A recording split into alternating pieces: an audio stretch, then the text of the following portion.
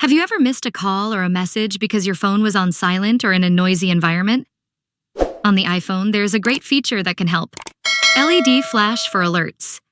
Every time you receive a call or a message, the camera flash will blink, letting you know immediately that someone is trying to reach you, even if you can't hear your phone. In this video, I'll show you how to quickly and easily enable this feature. First, open the Settings app on your iPhone. Scroll down a bit and find the Accessibility section, then tap on it. In this section, you'll see many different options. Scroll down and find Audio and Visual, then tap on it. Here, you'll see a page with multiple settings. Scroll to the bottom and you'll find LED flash for alerts. Tap on it. At the end of this section, you'll see 3 options.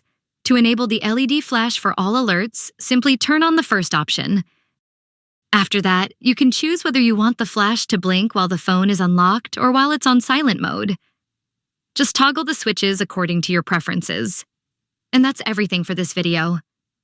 I hope you found it helpful. If you did, please like, share the video, and subscribe to my channel for more tutorials. Thank you so much for watching, and see you very soon.